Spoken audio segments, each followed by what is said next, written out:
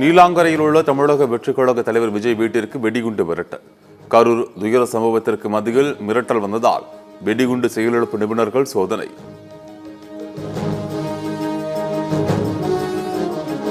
முதலமைச்சர் ஸ்டாலினுடன் மக்களவை எதிர்க்கட்சித் தலைவர் ராகுல் காந்தி தொலைபேசியில் பேச்சு.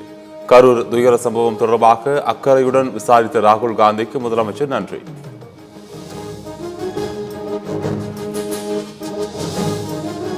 லடாக்கின் குரலை ஒடுக்க இளைஞர்களை பாஜக கொன்றுள்ளது என மக்களவை எதிர்க்கட்சித் தலைவர் ராகுல் காந்தி குற்றச்சாட்டு. மாநில அந்தஸ்து வழங்குவதே லடாக்கின் ஒரே குரல் என சமூக வலைதளத்தில் பதிவு.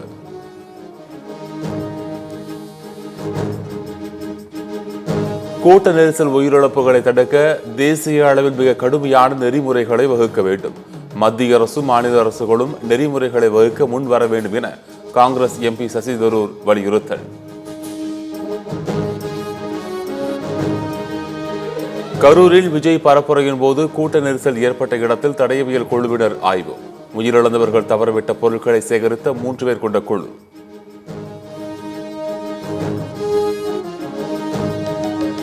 கரூர் கூட்ட நெரிசல் மாதிரி சம்பவம் இனி நடக்கக்கூடாது என்பதற்காகத்தான் ஆணையம். ஒரு நபர் விசாரணை குழு ஆணையத்தின் தலைவர் அருணா ஜெகதீசன் பேட்டி. குறைபாடுகளை களையணும் தான், அதுக்குதான் ஆணையம். இந்த மாதிரி சம்பவம் இன்னொரு தடவை நடக்க கூடாது. அதுக்கு என்ன நிவர்த்தி பண்ணணும்?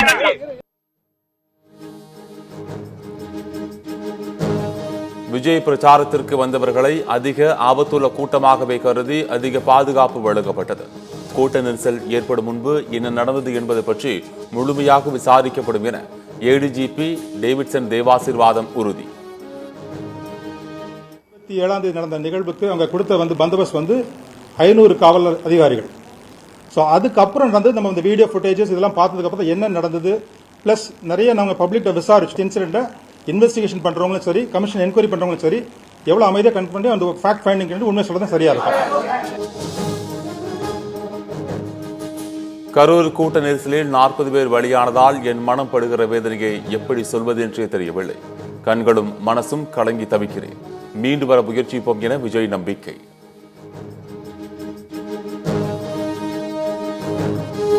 கரூர் கூட்ட நெரிசல் சம்பவத்தில் சதி செய்ய வேண்டிய அவசியம் எங்களுக்கு இல்லை என எம்பி கனிமொழி விளக்கம்.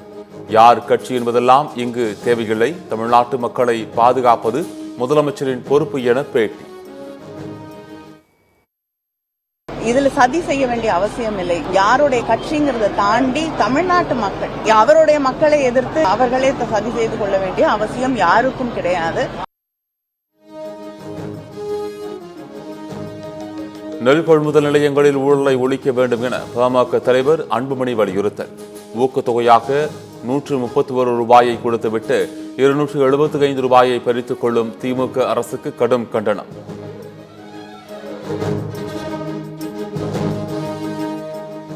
நம் வாழ்வை நாம் தான் பார்த்துக் கொள்ள வேண்டும் என்கின்ற புத்தி பாமர மக்களுக்கு வர வேண்டும். கூட்ட நெரிசலில் 40 பேர் உயிரிழந்த சம்பவம் தொடர்பாக நடிகர் ராஜ்குரண் வேண்டுதல்.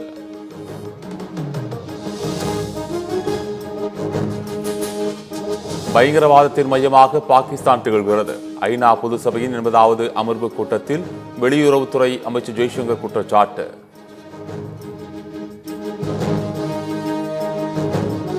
தமிழகத்தில் நாளை முதல் அக்டோபர் 4ஆம் தேதி வரை மழைக்கு வாய்ப்பு. பலத்த தரைக்காற்று மணிக்கு 30 முதல் 40 கிலோமீட்டர் வேகத்தில் வீசக்கூடும் என கணிப்பு.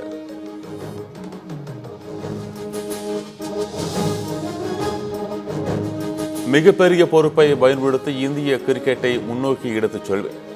பிசிசிஐயின் புதிய தலைவர் மிதுன் மினாஸ் நம்பிக்கை.